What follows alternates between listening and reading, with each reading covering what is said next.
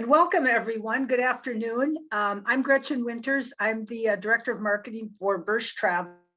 So just wanted to welcome everybody. I know you're in for a treat. This is really always such a great webinar. We learned so much, and what a great trip this makes for everyone. I really know it's on a lot of people's dream lists and bucket lists. So we're very pleased to have Dawn here with us today. At the end, I'll kind of just remind everybody of how you can reach out to your Bursch advisor for help in checking availability, taking advantage of offers, getting questions answered, and so forth. So I think now I'll just go ahead and turn it over to Dawn. She is our account manager with Rocky Mountaineer, and I know you will be in for a treat. So Dawn, I'll turn it over to you. Oh, thank you, Gretchen. I appreciate it. And before I forget, if anybody has any questions during this, please put them in the chat or the Q&A. If you hover down at the bottom there, you'll see, or sometimes it's up at the top, you'll see the chat and the Q&A. Put them in there. I will wait till the end to answer them. But if you're like me and you wait, you'll forget. So go ahead and put them in while you're thinking of them. So how it will work today, I'm going to tell you a little bit about who Rocky Mountaineer is. I'll talk about our classes of service. This can be a little bit of a confusing product, which is absolutely why you want to use the travel advisors at Bursch Travel, because they've been on this, they know it. And so I'm going to break it down a little bit because it can be confusing. So we'll talk about our classes of service. We'll talk about our routes in Canada and now in the US as well. And then we'll talk about the fun stuff, the promotions at the end. So I will go ahead and get started. So Rocky Mountaineer, we're a family-owned company, and for over 30 years, we have taken guests from around the world on just remarkable journeys through the Canadian Rockies, and as I mentioned, now we are in the United States as well. As daylight-only train travel, we offer breathtaking views of iconic Western landscapes during the day, and then we partner with the best hotels at night to really ensure a restorative rest. We do operate from April to October, and we've become known for our spacious and luxurious rail cars, our exemplary service, fresh and flavorful food. What I personally love about Rocky Mountaineer is you could drive these areas and it would be absolutely beautiful, but you're not going to be able to see it the way you can see it from the rails, the way you can see it on board Rocky Mountaineer. The majority of our route is inaccessible by car. There's sites that you're going to see that I'll show you on during the presentation that you can't see by car. They're inaccessible by the roads. So you really are deep in nature. You're down by the waters, the rivers, going over crevasses and canyons and seeing nature really up close and personal. And while we are mainly about the train, we're not all about the train. We do know there's sightseeing that you want to do before and after the train, and we put together all the packages. So that way, when you contact Bursch Travel, they will have a nice complete package for you with all your hotels, all your sightseeing, etc. So I'm going to go, there's three things that make Rocky Mountaineer unique, and from not just any other rail company, but honestly, any other tour operator out there. And the first one is day. I alluded to it before, daylight only train travel. You're arguably going to some of the prettiest areas of the world, the Canadian Rockies, the Southwest United States. You want to see them, right? You don't want to be traveling through them, and you certainly don't want to be sleeping through them. And you don't want to be traveling through them at night. So daylight only train travel, we always get off, and how it works actually beautifully. Your luggage is actually trucked ahead to your hotel. We hand you your key before you get off the rail car, your key to your room. You get off the rail car, go to your hotel, and you go straight to your room. Your bag is already in your room waiting for you. There's no waiting in line to check in. You're already checked in and your bag is in your room waiting for you as well. So it's really, really nice. That being said, you want to bring on board the train for the day what you need: cameras, binoculars, batteries, chargers, all that good stuff. The second thing that makes us unique is our world-class cuisine. We really do win award upon award upon award for our food. What I love about it, it's all locally sourced. So examples in Canada, the beef is from the Alberta region. The wines are from the Okanagan Wine Valley. The salmon is from the Pacific Northwest. And then the third thing, our unique and engaging hosts. So of course, our hosts are there to serve you, to cater to your needs, but they're also great storytellers. They will tell you the history of the area that you're going through. They'll tell you the sights when you come up to them. Get your cameras ready because Rainbow Canyon is on your right in 5 or 10 minutes. They'll tell you the history of that. They'll tell you the cultural stories of the area and the history of the area as well. But they're also great animal spotters. They carry walkie-talkies with them. And if anybody on the train spots an animal, they're going to hear about it. So then all of a sudden it's really fun because you'll hear bear on the right and everybody screams and jumps up and runs and takes a picture of the bear. And that's where it becomes a fun social interaction for you as well. Because trust me, once that first bear or bald eagle or mountain lion is spotted, everybody starts getting into it. It becomes really fun. So those are the three things that make us unique: the daylight only train travel, the world-class cuisine, and our unique and engaging hosts. And I do want to mention, speaking of daylight only train travel, I did kind of brief over that we operate October through April. That is mainly to keep this integrity of the daylight train travel going as well. So that is both in the US and Canada. So I'll go now, get kind of into the nitty gritty of it, of our rail service levels. We have 2 service levels, Gold Leaf and Silver Leaf. You can see the physical difference of them. Gold Leaf is a 2-level rail car. Silver Leaf a single-level rail car. But what I really want you to take away is both are all inclusive when you're on the train. And what that means is our meals, snacks, alcoholic, non-alcoholic beverages are all inclusive when you're on board Rocky Mountaineer. Also, every single rail car on board Rocky Mountaineer has its own kitchen and culinary team, which is nice. I'm going to start with Silverleaf. Silverleaf, our single level rail car. Now you'll notice little flags up in the upper right-hand corner. That means Silverleaf is available in both the United States and Canada. So Silverleaf, single level domed car. I think this is a better picture of it here. You can see nice wide windows. You're down closer to nature. So when you do spot those animals, you're right down closer to nature. It's a domed car, goes up about 1/3 of the way.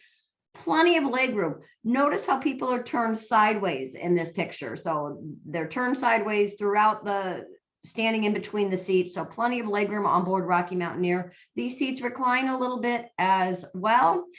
And on board the Silverleaf rail car, you dine at your seat. So remember I mentioned that every rail car has its own kitchen and culinary team. Your food is plated right there in your rail car to your preference and brought out to you. That's important because it's not made 8 and 10 cars over and then it's cold by the time it's brought to you. Plated to your preference right there in your own rail car and brought to your seat. On board Silverleaf, you do have a choice of 2 entrees. Generally, it's breakfast and lunch. A couple caveats on that, but while you're on the train, you do have a choice of 2 hot entrees. Gold Leaf is our 2-level rail car. Now, notice there's only a Canadian flag. There's a reason for that. We cannot bring our 2-level rail cars down to the United States because some of the tunnels that we go through on our new Rockies to Red Rocks route are just a little bit too short to fit our Gold Leaf rail cars down. So these stayed in Canada, but not to worry. When we get to the information on the United States, I do have a little bit of an upgrade for people that like that. So this is our 2-level rail car where you sit up top.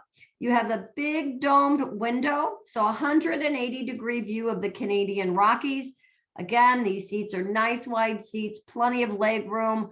They recline. They're also heated as well, which is really nice. And then I'm going to go back a slide.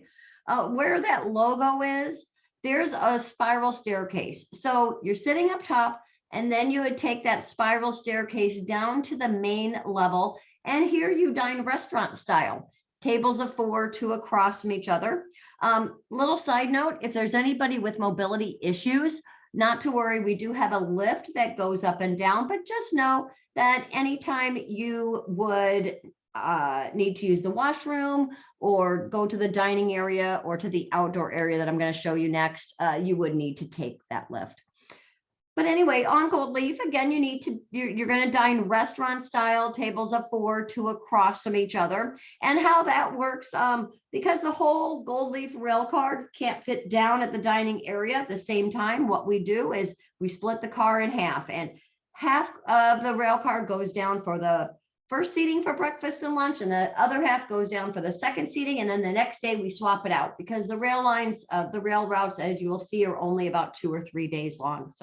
So it's fair for everybody, and not to worry, you never come away from Rocky Mountaineer hungry. So just because you're on the second seating doesn't necessarily mean you're going to have to wait until 10 o'clock in the morning for breakfast. No, we have these wonderful apple tarts that we give you as well. So not to worry about that. It just makes it fair for everybody. You do get a choice about 5 or 6 entrees at breakfast and lunch on our Gold Leaf rail car. And again, remember, all inclusive as far as your beverages and everything for both silver and gold. Gold Leaf also has this outdoor viewing platform, and here you can just take amazing photos of the rail car. I mean, just breathe in that fresh mountain air. It's just, oh, it's wonderful. It's just a place to kind of get some fresh air. So you might be wondering about the speed of the train if we have this outdoor viewing area. The train goes about 30 to 35 miles an hour max on average. So we are not a bullet train through Japan. We're a nice leisurely train ride through the Canadian Rockies. In fact, at Rocky Mountaineer, we actually joke we go at Kodak speed. So you're not going to have to worry about getting wind blown off. It's just really, this area would probably fit about 20, 25 of us if we were all to stand out there side by side. Honestly, I've been out there with, I don't know, 6, 7, 8 people. And then I've been out there 20 minutes by myself. People just kind of tend to come and go. I always think that person looks like Jamie Lee Curtis too. I don't know why. I just think she looks like Jamie Lee Curtis. Maybe we'll get to see her on our rail car sometime. The rail routes. Okay, let's talk about our Canadian rail routes first. We have 3 routes in Canada. These are the solid lines. Don't worry about that green dotted line. I will talk about that in a little bit. 3 solid lines, 2 routes that go up to Jasper, and 1 route that goes over to Lake Louise and Banff. So I'll start with our 3-day route to Jasper. So on these little slides, you would start and end in the blue diamonds, overnight in the white diamonds. The train, by the way, goes either way, west to east, east to west, same scenery. So it doesn't really matter which way you go. And then you would overnight in the white diamonds. So our first route, our 3-day route to Jasper, called Rainforest to Gold Rush, where you overnight in Whistler and Quesnel. Welcome to Vancouver. Honestly, Vancouver is truly one of my top 3 favorite cities in the world. I mean, to me, it's unlike any other city because it boasts a background of snow-capped mountains and glistening ocean waters. It has beautiful beaches, award-winning restaurants. I mean, this city really does have it all. You can enjoy Vancouver and explore its many cultural neighborhoods by foot, by water taxi, by bike. It's just a really unique city. Some of my favorite things to do personally, Stanley Park, this huge park in Vancouver where you can see the totem poles of the First Nations. On the bottom, the Capilano Suspension Bridge. Not as scary as it looks, I promise. Not as scary as it looks, but it's really fun. And once you get over there, there's this little treetop adventure you can do.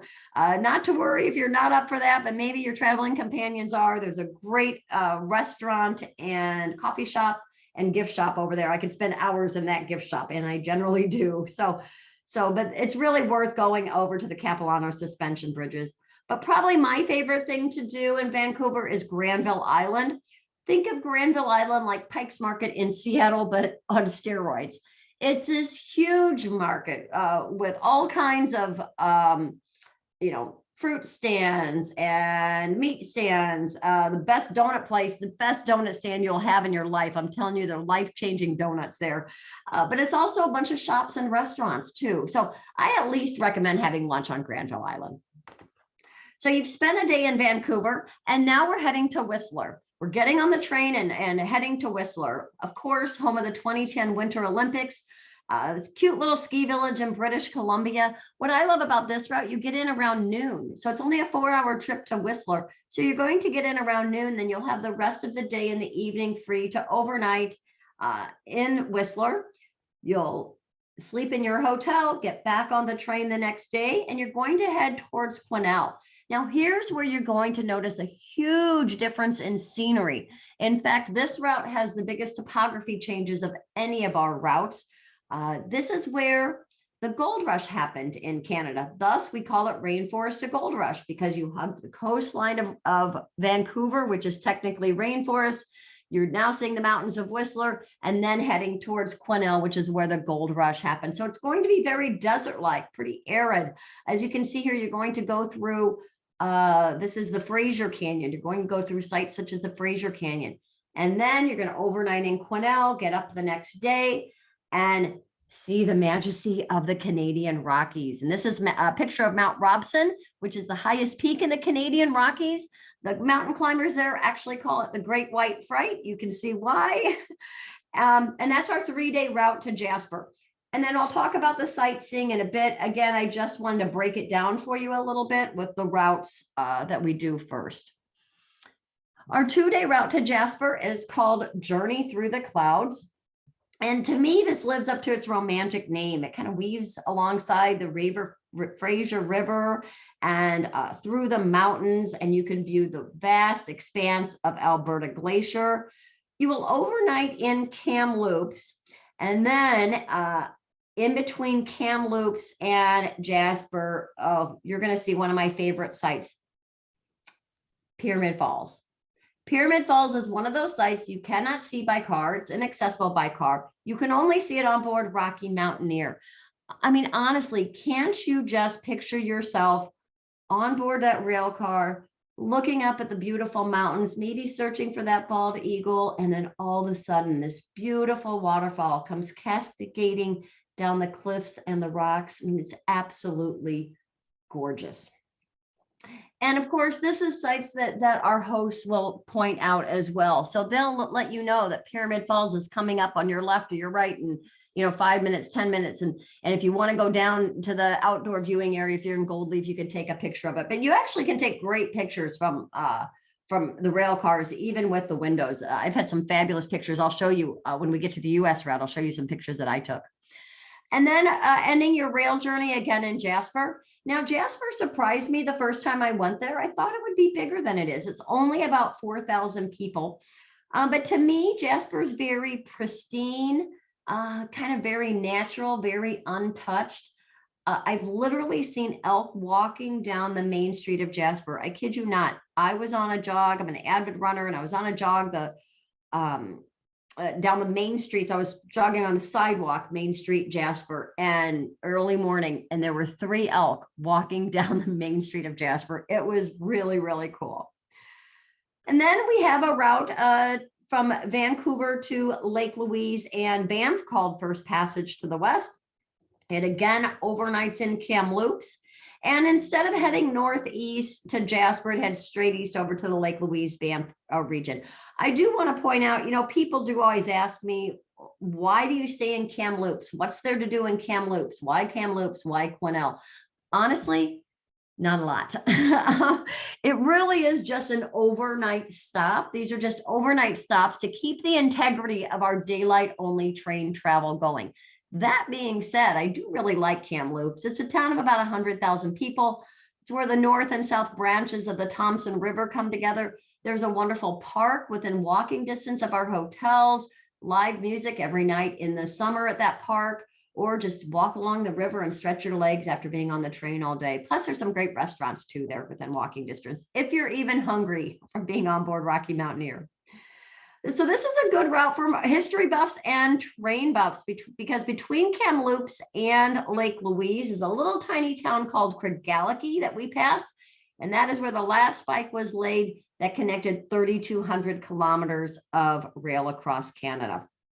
Now, when they connected those 3,200 kilometers of rail, it was pretty steep.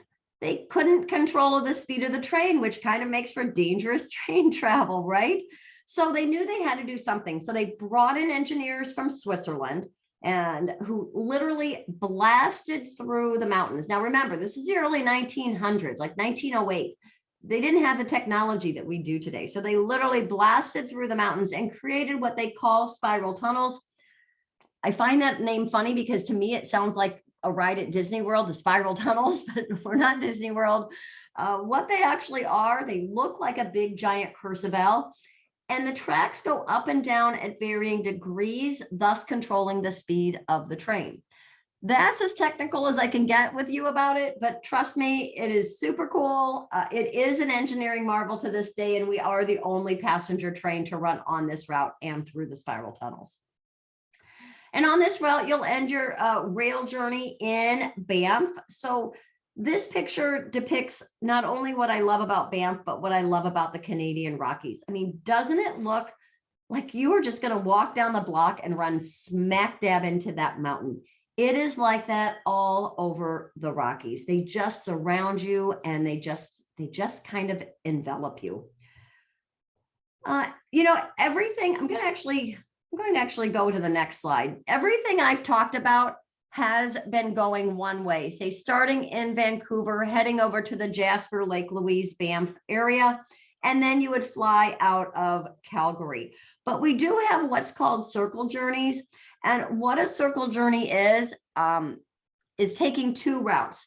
So little background, pre-COVID, back when I was doing trade shows, many weekends out of the year, almost every single trade show, someone would come up to me and say, oh my gosh, Rocky Mountaineer, best trip I've ever taken, but I wish I would have had more time on the train, or I wish I would have gone both ways on the train. Because as you just learned, our train routes themselves are just 2 or 3 days long. So we do have what's called a circle journey. That's where you would take one route, say the red line, first passage to the west over to Lake Louise and Banff. You would work your way up to Jasper and then take another route back. So you'd be on the train for a couple days, off for 5, 6, 7 days, and then back on for another couple days. In order to do this right, in order to do a circle journey right, though, I do personally feel you need about 12 days, unless you want a bunch of one-night hotel stays. So I would say, you know, if you have the time, consider doing a circle journey and talk to your travel advisor at Bursch Travel about that. Okay, so we've picked our class of service and we've picked our rail route or routes. And now that green dotted line, there is no rail that goes north and south from Jasper down to Lake Louise, Banff and Calgary. This is where the sightseeing comes in. This is the Icefields Parkway, and you do the sightseeing by motor coach. So you'll have a driver and guide with you as well. So you'll be able to see that. It's nice because it's super easy driving. You don't have to worry about anything. And I could do a whole nother presentation on what there is to do in the Canadian Rockies. I've picked two. In lieu of time, I had to pick my two favorite. The Columbia ice fields, where you take this big tractor looking thing out onto the Athabasca Glacier. And when you're out there, I want you to think of something. You'll be standing on this glacier that is as thick as the Eiffel Tower is tall. Think about that. You're standing on a glacier, one of the few glaciers in the world, by the way, that is accessible by a motorized vehicle. Most of them are by cruise ship. And you're standing on a glacier that is as thick as the Eiffel Tower is tall. Another favorite thing of mine is the Banff Gondola. This is the gondola up to Sulphur Mountain. It's about an 8-minute ride up there. And do me a favor, don't just take a picture, turn around and come back. Because once you're up there, there's this boardwalk and you can walk out, you don't have to walk out the whole, it probably goes a half mile. You don't have to go that far, but just go 20, 30 steps, 40 steps, because you'll get a different view of the Canadian Rockies every, 30, 40 steps out there. And you can see beautiful area up there. So that is our Canadian product. And now I am very excited to share our US route with you as well. I'm so proud to announce our newest route that travels between Denver, Colorado, and Moab, Utah, called Rockies to the Red Rocks. You know, for Rocky Mountaineer to be able to start another train route, and we've actually been looking at this for quite some time, and we started it August 15th of 2021, so this is pretty new to us. We had planned on it, but we knew we needed some things to happen. We had to be able to bring our own rail cars down. We had to have iconic cities. It had to have quaint destinations, and it really had to have landscapes and scenery that are best seen by rail, and not just by rail, but by multi-day, daylight only train travel. And I'm telling you, we knocked it out of the park with this one, Rockies to the Red Rocks. Just a reminder, we're bringing our Silverleaf rail car down. So our Silverleaf rail car, those are the single level rail cars with the big wide picture windows. So you're sitting down closer to nature and you dine at your seat. So you don't have to go to a separate area to dine. We do realize that some people do want an upgrade. So we have a Silverleaf Plus service. This is only available in the United States. And the Silverleaf Plus service is going to offer some upgraded liquors and some upgraded more appetizers and canapes. So you will sit and dine. I'm going to go back a slide. You'll sit and dine in your Silverleaf rail car, but it gives you exclusive access. It actually gives you access to 2 lounge cars. We have 2 separate Silverleaf lounge cars. And I literally just found out on a meeting right before I got onto this webinar that you will have access to both lounge cars. One is kind of more contemporary, one's a little more mid-century modern, and we'll have a player piano on it as well. So it's an extra $4.99 for the 2 days. And like I said, some upgraded liquors, and then also some, like we'll have a mixologist on board, and we're gonna have some fun named cocktails like the Colorado Cosmo, and then some more appetizers and canapes as well. Okay, so Denver, Colorado. Wow, welcome to Denver, where it receives 300 days of sunshine a year. You know, most of you know it's known as the Mile High City because of its altitude. I love Denver. I think it's worth an extra day there. I have a couple nephews there, so I do know the city pretty well. What I love about it, it is a city with culture and diversity, but it gives a little nod to the Old West era as well. Some of my favorite things to do, the Denver Art Museum, Larimer Square, which is the oldest area of Denver with the old Victorian era buildings. And of course, if you're a craft brew fan, you know Denver is the place to go. And I like going down to the Lodo district, which is short for Lower Downtown, to experience some of those wonderful craft breweries. Denver actually is the 4th most walkable city. It has a trolley down 16th Street. It's the 16th Street trolley, and it goes right down 16th Street and stops at every single block. So it's a great city, great city. You'll get on, and you know, people always ask me, which do you like better, the Canadian route or the US route? They're completely different. There's no way to compare them. They're both fabulous. They're both must-dos. They're just completely different. However, I must say that the day in between Denver and Glenwood Springs is a little Canadian Rocky-esque, if you will. This is a picture I took from the rail car. And you can see it reminds you of the Canadian Rockies with the mountains, because you have the Colorado Rockies with these evergreens, and then the taller aspen trees in the background that turn that beautiful golden color as well. You'll go through, one of my favorite sites is Gore Canyon. So Gore Canyon, another one of those sites that you can only see on board Rocky Mountaineer. It's not accessible by car. You can also see it if you're a Class 5 whitewater rafter, by the way. I'm pretty adventurous. I'm not Class 5 adventurous, let's put it that way. So I quite enjoyed seeing Gore Canyon on board Rocky Mountaineer with a glass of wine in my hand on my nice, dry, luxurious Silverleaf rail car seat. And I probably would guess you will be too. So I love the Gore Canyon. And then this is a picture one of my colleagues took. I thought it was a great picture. This just shows you, we're going to come up and down. We're going to serve you the meals, serve you your drinks. And it just shows how you can stand up and chit chat with people. And honestly, I think Silverleaf rail car, I feel that rail car is a little more geared towards, I guess is the word, more socialization, because you're in your rail car. Everybody's kind of doing that. You're not going up and down between different levels. So that's just my personal opinion on it. And then you're going to overnight in Glenwood Springs, Colorado. So Glenwood Springs is a resort town known for its hot springs, plenty of shops and restaurants and great photo opportunities because it surrounds the mountain ranges.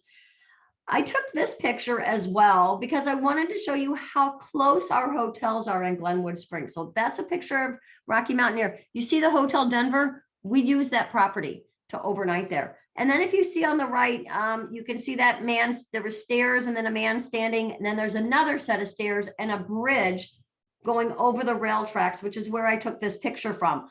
And then right there's two more hotels that we use, the Hotel Colorado and the Glenwood Springs Resort as well. So everything is very close. 7th Street, right there where the shops and the restaurants are. To me, Glenwood Springs has kind of a street fair feel to it, little street fair vibe to it. The next day, you're going to notice a big difference in scenery, and you'll work your way along the Book Cliffs. So the Book Cliffs are the largest continuous escarpment in the world. They are 250 miles long across Utah and Canada. And that is a picture of Mount Garfield. Mount Garfield overlooks the Grand Valley, which has actually become known for its vineyards in the last decade or so. You can see here, you go through some of the vineyards in the Grand Valley area, but notice now the scenery that we're going through. And again, these are pictures that I took from the train. The scenery is now getting different. We're not seeing the Colorado Rockies and the majesty of them. Now we're seeing the red sandstone cliffs, and it gets more red and more beautiful as we get towards Moab, Utah. By the way, 60% of our rail route follows the Colorado River. And then you're going to arrive into Moab, Utah. Moab, Utah is known for its red rock formations, and it's really the tourism gateway to spectacular parks such as Arches National Park, Canyonlands National Park, Dead Horse Point State Park. Honestly, I had no idea what to expect when I went to Moab, Utah, and I was blown away. And a little embarrassed that I had not been to this area of our beautiful country. I had no idea that it was out there. And I mean, the pictures that I'm going to show you here are absolutely stunning. This is a picture of Arches National Park. This is the windows pictured here. Arches National Park has over 2,000 named arches. And we do offer a half-day sightseeing at Arches National Park. Anyway, what I was saying was that the scenery that I'm showing you here at Dead Horse State Point is absolutely gorgeous. These pictures do not do it justice. You cannot wrap your brain around how massive it is. It's the pictures, you just can't. I mean, as beautiful as this picture is, it just goes on for miles and miles and miles. So one of the prettiest areas of the world that I've been to is Moab, Utah, and Arches, Canyonlands, that area. Okay, so we have, again, the train, you can start either way in Moab or Denver. You can fly into Vegas, Salt Lake, or Moab and out of Denver. I've talked Denver to Moab.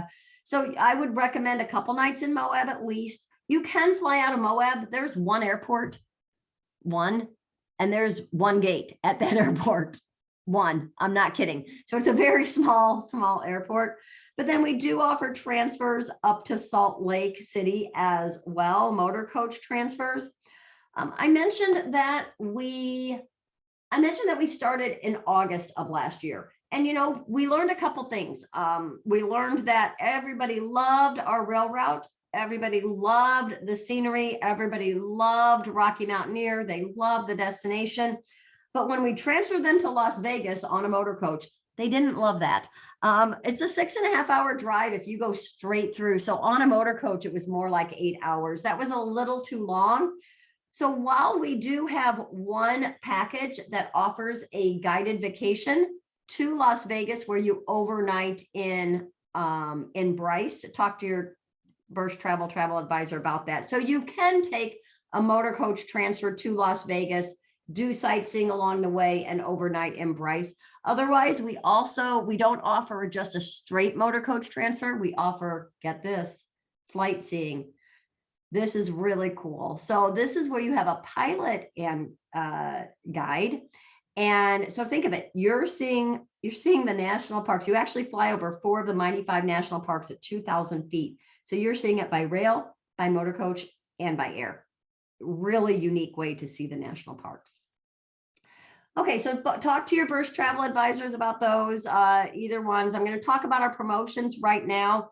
Rocky Mountaineer, we do know that we're coming out of a pandemic. We are getting there, for goodness sakes, but we know that you still need a little bit of flexibility. So for any new 2022 booking, we are offering enhanced flexibility where you can cancel for any reason up to 60 days prior to the start of travel, and you will receive a travel credit.